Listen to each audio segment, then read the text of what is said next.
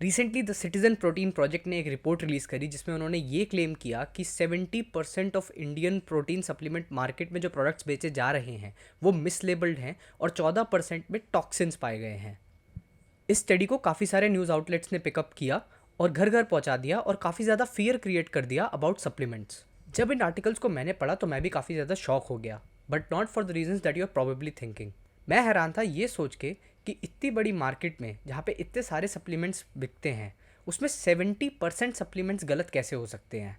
But इससे पहले कि मैं अपने सारे प्रोटीन के डब्बों को घर से बाहर निकाल दूँ, मैंने ये सोचा कि क्यों ना सिर्फ हेडलाइन पढ़ के कंक्लूजन निकालने की जगह मैं एक्चुअली उस स्टडी में क्या लिखा है उसको जाके खोल के पढूं। तो इस वीडियो में हम उन 5 प्रॉब्लम्स के बारे में जानेंगे जो मैंने इस स्टडी में पाई, और ये भी जानेंगे कि कैसे जनता के फियर और क्लिकबेट को यूज़ किया जाता है क्लिक्स और व्यूज़ अचीव करने के लिए। नंबर 1 इशू जो कि सबसे बड़ा इशू है इस स्टडी और उससे जुड़े हुए आर्टिकल्स का, वो ये है कि इन्होंने उस 70% के आंकड़े को जो निकाला है रिगार्डिंग मिस लेबलिंग, उसमें मार्जिन ऑफ एरर को कंसिडर ही नहीं किया। अगर किसी मैन्युफैक्चरर ने एक 100 ग्राम के सैंपल में 80 ग्राम प्रोटीन का क्लेम किया है तो उसमें से अगर 0.1 ग्राम प्रोटीन भी कम पाया गया तो उसको मिसलेबल करार कर दिया गया। बट अगर हम ऑफिशियल स्टैंडर्ड्स की माने तो food safety and standards authority of India, जिसको हम फसाई भी बोलते हैं, उसने ये क्लेम किया है कि अगर किसी लैब टेस्टिंग में ±10% का वेरिएशन भी आता है तो वो एक्सेप्टेबल है। और ये डिफरेंस बहुत सारे फैक्टर्स की वजह से आ सकता है, जैसे लैब एनवायरनमेंट, इक्विपमेंट कैलिब्रेशन वगैरह वगैरह।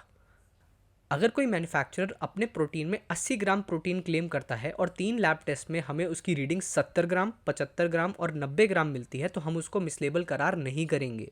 और ये मेजर कंसिडरेशन एटलीस्ट इस स्टडी पे लिखे गए आर्टिकल्स ने तो बिल्कुल भी कंसिडर नहीं करी। अगर हम इस फैक्टर को कंसिडर करें और विद इन 10% वेरिएशन वाले सारे प्रोडक्ट्स को मिसलेबल ना माने तो सिर्फ 36 में से 6 प्रोडक्ट बच जाते हैं जो कि मिसलेबल्ड होंगे, जो कि सिर्फ 16 या 17% है उस टोटल सैम्पल सेट का, इंस्टेड ऑफ 70%। दूसरी प्रॉब्लम जो कि इस 16 to 17% के मिसलेबलिंग के आंकड़े को और कम कर सकती है वो है इस स्टडी में यूज़ करे गए अनक्लियर मेजरमेंट मेथड्स की प्रॉब्लम। इस प्रॉब्लम को समझने के लिए हमें पहले ये जानना होगा कि प्रोटीन कंटेंट को लेबल और मेजर कैसे किया जाता है। इसके लिए 2 मेजर मेट्रिक्स को देखा जाता है जो कि है dry basis measurement and as is measurement.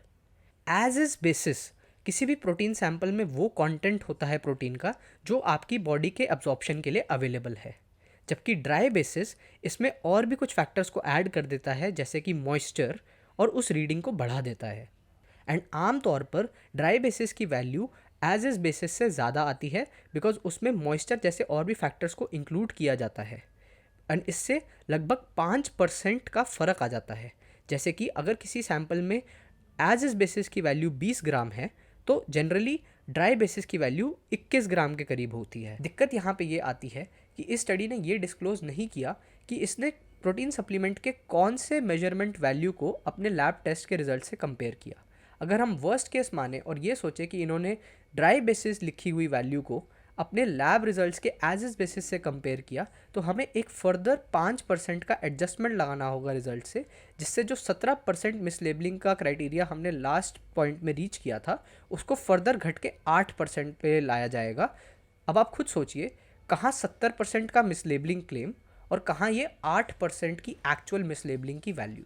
तीसरा जो कि एक रिलेटिवली माइनर इशू है compare to the previous 2 points in this study, वो है the number of products considered का। इन्होंने केवल 36 प्रोडक्ट कंसिडर करे और उसमें से 70% यानी कि 25 प्रोडक्ट्स को मिसलेबल्ड करार किया। बट जो इंडियन सप्लीमेंट मार्केट है उसमें हज़ारों प्रोटीन पाउडर्स मिलते हैं, और इस स्टडी ने काफ़ी सारे non sports and non performance way protein powders को कंसिडर किया, जैसे कि प्रोडक्ट्स फ्रॉम वेस्टीज, एमवे और पतंजलि, जो कि एनीवेज नोन है अपनी सब पार प्रोडक्ट क्वालिटी के लिए। And at the same time इन्होंने काफ़ी सारे बड़े ब्रांड्स जैसे नैकप्रो, होल ट्रूथ और नेचुरल टीन, जो कि अपनी हाई प्रोटीन क्वालिटी के लिए नोन है, उनको कंसिडर नहीं किया। हम ये मान सकते हैं कि ये एक सेल्फ फंडेड स्टडी थी और प्रॉबेबली रिसर्चर्स हर प्रोटीन पाउडर को इसमें इंक्लूड नहीं कर सकते थे।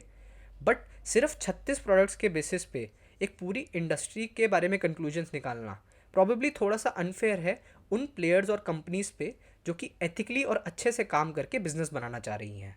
चौथा प्रॉब्लम है इस स्टडी में अमीनो स्पाइकिंग के क्लेम्स का। इस स्टडी में जो 30% प्रोडक्ट्स को मिसलेबल नहीं भी माना गया है उन पे भी एलिगेशन लगाया गया है अमीनो स्पाइकिंग का। अगर हम अमीनो स्पाइकिंग को आसान भाषा में समझने की कोशिश करें तो manufacturers cheap and non essential amino acids जैसे कि ग्लाइसिन और ग्लूटामिन को डालते हैं अपने प्रोटीन पाउडर्स में actual high quality essential amino acids डालने की जगह। इससे क्या होता है, जो कील-डाल मेथड है प्रोटीन को मेजर करने का बेस्ड ऑन नाइट्रोजन कंटेंट, उसमें नाइट्रोजन की रीडिंग तो बढ़ जाती है but actual high quality protein उसमें प्रेजेंट नहीं होते। इस स्टडी ने उन 30% अबव एक्सपेक्टेशन नाइट्रोजन रीडिंग वाले प्रोटीन पाउडर्स पे भी अमीनो स्पाइकिंग का सस्पिशन लगा दिया। अगर हमें एक्चुअल अमीनो स्पाइकिंग के क्लेम्स का सच जानना है तो हमें अमीनो एसिड प्रोफाइलिंग टेस्ट कराना होगा उन पाउडर्स का, जो कि एग्रीएबली ज़्यादा एक्सपेंसिव होता है। बट बिना कोई टेस्ट कराए ये क्लेम करना कि अमीनो स्पाइकिंग करी गई है, ये मेरे ओपिनियन में थोड़ा सा अनफेयर है मैन्युफैक्चरर्स के लिए। आप इसके बारे में क्या मानते हैं, मुझे प्लीज़ कमेंट सेक्शन में ज़रूर बताएं। पांचवा और आखिरी पॉइंट है हेवी मेटल्स, पेस्टिसाइड्स और टॉक्सिन्स के प्रेजेंस के क्लेम का। ये जान लीजिए कि कॉपर के अलावा सारे heavy metals with in safe limits पाए गए हैं अकॉर्डिंग टू फसाई recommendations in all protein supplements. And copper जो है वो काफ़ी सारे मैन्युफैक्चरर्स जानबूझ के अपने प्रोडक्ट में डालते हैं एज एन एडेड मिनरल। जहाँ तक बात रही पेस्टिसाइड्स की, पेस्टिसाइड्स के सिर्फ ट्रेस अमाउंट्स पाए गए, वो भी सिर्फ 3 प्रोडक्ट्स में, और वो सारे products plant based protein powders थे, ना कि वे बेस्ड प्रोटीन पाउडर्स। और ये एक्सपेक्टेड है।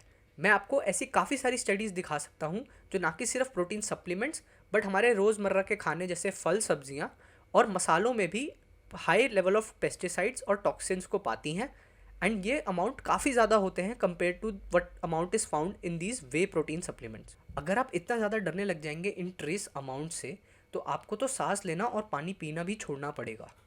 और जहाँ तक बात रही फेक चीज़ों की, तो आजकल तो दवाइयों से लेकर डॉक्टर की डिग्रीज तक भी फेक करी जाती हैं। अगर आप ऐसा मानते हैं कि आप आज की डेट में 100% pure, toxin free, heavy metal free खाना खा सकते हैं, तो मेरी एडवाइस आपको ये रहेगी कि आप प्लीज़ दोबारा अपने इस बिलीफ को कंसिडर करें। अंत में मैं आपको सिर्फ एक सवाल के साथ छोड़ना चाहूँगा, और वो है डर के बारे में, और क्यों डर इतना जल्दी फैलता है। अगर आपने भी सिर्फ हेडलाइंस पढ़ के और व्हाट्सएप फॉरवर्ड्स देख के इस स्टडी में बिलीव कर लिया और पूरी न्यूट्रिशन इंडस्ट्री को कैंसिल कर दिया, तो मैं आपको ब्लेम नहीं करूँगा, क्योंकि ये जो हेडलाइंस हैं ये इंडिया में फैले हुए बहुत पॉपुलर नैरेटिव में बिल्कुल फिट करती हैं। आज एवरेज इंसान को न्यूट्रिशन की बहुत ज़्यादा नॉलेज नहीं है। इंडिया में लोगों की इनकम काफ़ी कम है और पैसे कमाने के लिए उनसे 70-70 घंटे काम करना एक्सपेक्ट करा जाता है। ऐसे में वो इतने हाई टेंशन एनवायरनमेंट में कहाँ से टाइम निकालेंगे प्रॉपर रिसर्च करके हेल्दी लाइफ डिसीजंस लेने के लिए। ऐसे डर और इग्नोरेंस के माहौल में हम ये सोचने लग जाते हैं कि अपनी हेल्थ को इम्प्रूव करना तो छोड़ो, कहीं इस हेल्थ को इम्प्रूव करने के चक्कर में हम ऐसी कोई गलती ना कर बैठें जिससे हमारी जो अभी ठीक ठाक बॉडी है उसको भी नुकसान पहुंच जाए। ऐसे में हम सोचने लगते हैं कि यार जो जैसा है ना उसको चलने देते हैं, रिस्क नहीं लेते हैं यार। अंत में मैं आपको यही कहूँगा कि आपको बिना सोचे समझे कोई भी सप्लीमेंट नहीं लेना चाहिए। अगर आपके रोज़मर्रा के खाने और होल फूड इनटेक से आपका प्रोटीन रिक्वायरमेंट पूरा हो रहा है तो आपको कोई भी सप्लीमेंट लेने की ज़रूरत नहीं है। क्लियरली न्यूट्रास्यूटिकल इंडस्ट्री में और ज़्यादा रेगुलेशंस और स्ट्रिंजेंट चेकिंग की ज़रूरत है, बट ऐसा नहीं है कि इस इंडस्ट्री में कोई भी अच्छा काम करने की कोशिश नहीं कर रहा है। हमें ऐसे समय में एलिवेटेड अवेयरनेस की ज़रूरत है, ना कि एलिवेटेड इग्नोरेंस की। अगर आपको इस वीडियो में दी गई इन्फॉर्मेशन अच्छी लगी तो आप प्लीज़ इस वीडियो को लाइक कीजिए, अपने body builder and gym going friends के साथ और उनकी फैमिलीज़ के साथ शेयर कीजिए। और अगर आपको ऐसा इन्फॉर्मेशन पैक्ड कंटेंट अच्छा लगता है तो आप मेरे अकाउंट को फॉलो या सब्सक्राइब भी कर सकते हैं। आपसे मिलूंगा मैं अगले हफ्ते एक और नए इंटरेस्टिंग टॉपिक के साथ। तब तक के लिए गुड बाय।